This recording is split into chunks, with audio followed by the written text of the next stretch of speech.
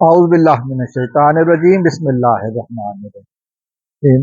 Parachinar Kurram agency Pakistan का एक और इलाका जो कि तकफीरी दहशत गर्दों की ज़ेर हिरासत है। यहाँ पर अताब आया हुआ है मुसलमानों पर। इस हवाले से मज़ीद बात करने से पहले अगर आपने मेरा चैनल सब्सक्राइब नहीं किया तो आपसे इल्तमास है कि मेरा चैनल सब्सक्राइब कर लें ताकि हमारा आपका रिश्ता आने वाली वीडियोस में कायम रहे। और अगर आप मेरा चैनल अगर आप मेरी वीडियो फेसबुक पर देख रहे हैं तो हमारे पेज को फॉलो और ज़रूर कर लें। तो मैं बात कर रहा था पाराचनार के हवाले से। ये तारीख बहुत पुरानी है। पाराचनार में जो सब कुछ हो रहा है ये आज का नहीं है, ये नया नहीं है, ये गुज़श्ता 70 सालों से जारी है। पाराचनार में अक्सरियत है शिया मकतब फ़िक्र से ताल्लुक़ रखने वाले मुसलमानों के, और वहाँ पर हर साल अज़ादारी के जो मरासिम जो हैं वो भरपूर तरीके से अदा होते हैं, लेकिन अक़लियत में होने के बावजूद तकरीबन 20 से 25% है टोटल आबादी का जो कि गैर शिया है, और वो मुसलसल शियों के खिलाफ साजिशों में लगे रहते हैं और बहाना बनाकर शियों की नस्ल कुशी और शियों के ऊपर हमला करने से गुरेज नहीं करते। एक दफ़ा हमने जैसे देखा था 1971 में पहली दफ़ा जब ये मसला हुआ था तो एक ज़मीन के मसले को झगड़ा बनाया गया था। वो ज़मीन जो कि एक ऐसे शख्स की मलकियत थी जो शिया फ़िरके से ताल्लुक़ रखता था, और इस बात को बुनियाद बनाकर अब तक ये वहाँ पर सैकड़ों नहीं हज़ारों के अफराद कत्ल हो चुके हैं, लेकिन खूनरेज़ी वहाँ पर रुकने का नाम नहीं ले रही। जब भी रियासत पाकिस्तान में कोई ऐसी बात होती है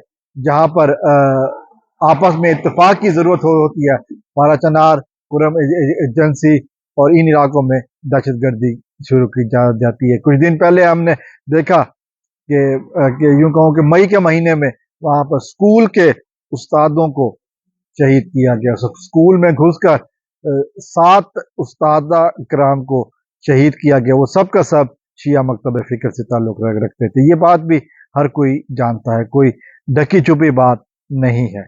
इसके अलावा जो वहाँ पर मौजूद मुकामी अफराद हैं, अब उन तक ये दहशतगर्द अफराद जो है ना वो खुराक और खाने पीने की अशिया की तरसील जो है ना वो उन्होंने मुश्किल बना दी है। वहाँ पर अफ़गानिस्तान से जो कुछ दहशतगर्द आते हैं उन्होंने जिस तरह वहाँ के रहने वाले मुसलमानों को आपस में लड़वाने का और एक दूसरे के दरमियान इख्तिलाफ दिलवाने का जो काम शुरू किया है वो अभी तक जारी है। आज हमने ये भी देखा कि वहाँ पर जो सरकारी सतह पर जो कि कुछ हो रहा है वो यकीनन काबिल मज़म्मत है।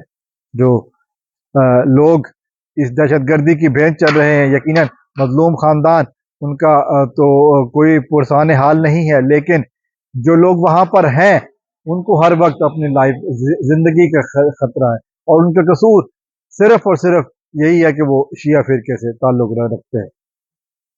ये मुख्तलिफ हुकूमतों के दौर में हमने देखा कि वहाँ पर जंग बंदी भी हुई, लेकिन वो सारा कुछ आर्जी साबित हुई है, चूँकि कुछ अरसे के बाद ही ये तकफीरी दहशतगर्द एक दफ़ा फिर से सर उठा लेते हैं। और ये जो कही जाती है बात, ये बात भी काबिल गौर है कि उन दहशतगर्दों को हुकूमती पुष्पनाही हासिल होती है, लेकिन वहाँ के मुसलमान कोशिश करते हैं कि मसला खैरियत से गुजर जाए, लेकिन जब तक ये तकफीरी दहशतगर्द अपने जो उनके का अज़म होता है कि जो वहाँ पर ज़्यादा एक्टिव नौजवान हैं, जो ज़्यादा एक्टिव अफराद हैं, उनको ख़त्म किया जाए, उसके बाद फिर जंग बंदी की तरफ आती हैं और फिर ये मुआहदे हमेशा की तरह टूट जाते हैं। आज हमने ये भी देखा कि मौलवी फजलुर रहमान ग्रुप की तरफ से एक बंदे ने ये कहा कि जी ये जंग बंदी बंद होनी चाहिए। ये वो बातें हैं